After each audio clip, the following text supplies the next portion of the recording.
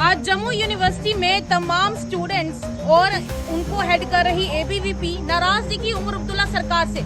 उनका कहना है कि जहां पर उनको सपोर्ट करना चाहिए था जम्मू कश्मीर के लोगों को, वहीं पर भाषा के आधार पर भेदभाव किया जा रहा है। अक्षय जी, कैसे अपनी नाराजगी व्यक्त करते हैं आप लोग? बिल्कुल, हम लोगों को नाराजगी है और विद्यार्थियों को भी नाराजगी है। आज हमने एक सांकेतिक प्रदर्शन जम्मू यूनिवर्सिटी में किया है और ऐसे ही सांकेतिक प्रदर्शन अन्य जिलों पे भी हम लोग करेंगे।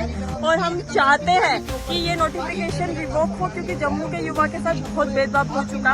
अगर आप हमें शांति से हमारा हक नहीं दे रहे हैं तो हम लड़कर लेंगे, लेकिन लेंगे जरूर। तभी पुल पे जो हम लोगों ने प्रोटेस्ट किया था भारतीय भाषा के सम्मान में, वो अगर आपको याद भूल गया तो दूसरा वैसा ही प्रोटेस्ट करके हम लोग आपको स्मरण करा दें कि जम्मू का युवा बेवकूफ तो नहीं है।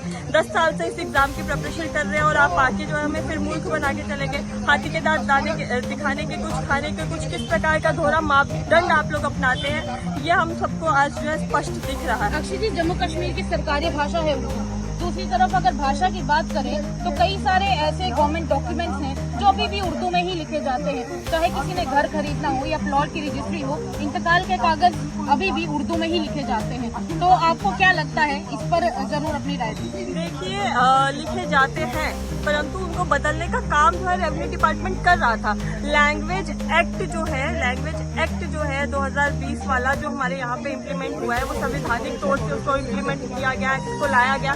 उसके बाद आप इस प्रकार की हरकतें करते हैं। पिछले कुछ समय से आप ढोल पीट रहे थे कि भैया आपके काम में देरी होगी क्योंकि हम रिकॉर्ड्स को ट्रांसलेट कर रहे हैं। तो भैया अगर आप ट्रांसलेट कर ही रहे हैं तो फिर उर्दू की अब आपको क्या जरूरत है, जब ऑलमोस्ट आप तो बात करते थे कि आप लोग जो अपना खसरा नंबर, आप अपनी पासबुक वगैरह सब कुछ अपनी लैंग्वेज में देख पाएंगे।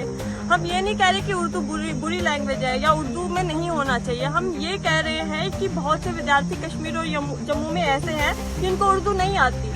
10 साल के बाद वैकेंसी लाने के बाद आप उन सबका हक छीन रहे हैं। ये किस प्रकार के घोरी मानसिकता और किस प्रकार आप न्याय कर रहे हैं, ये आपको सोचना चाहिए। और अगर आप लोग नहीं सुधर रहे हैं ना, तो प्रतिकार सहने के लिए आप तैयार रहिए और इस जम्मू विश्वविद्यालय में पैर रखने से पहले 100 बार सोचिएगा कि अगर आप लोगों ने इस मसले के ऊपर अपनी चुप्पी साधी रखी हुई, चाहे वो नेता पक्ष हो, नेता प्रतिपक्ष हो, अगर आप लोग हमारे साथ नहीं खड़े। निगरानी की बात आप लोग कर रहे थे, कैसी जमीन और कैसी निगरानी की बात आप लोग कर रहे थे कि अगर फिर से आपने उसे उर्दू में रखा है। आप तो कह रहे थे हम लैंड पासबुक देंगे, 3 भाषाओं के अंदर आपकी लैंड पासबुक रहेगी, तीनों भाषाओं के अंदर आप उस चीज को पढ़ लिख पाएंगे, अपनी जमीन देख पाएंगे कि आपकी जमाबंदी कैसी है, आपका कीमत नंबर क्या है। परंतु आज जब बात आई, आज सामने दिखा कि आपका जो बाकी भाषाओं को टेढ़ी नजर से देखने का आपका जो नजरिया है वो सीधा सामने आया है। और हम सीधा सरकार को एक बात बता देना चाहते हैं, अगर आने वाले समय के अंदर सरकार इसके ऊपर कोई प्रतिक्रिया नहीं देती है तो सीधा सचिवालय का घेराव भी आने वाले समय के अंदर भारतीय विद्यार्थी परिषद करके आपको दिखाई देगी। जय हिंद, वंदे मातरम, भारत माता की जय।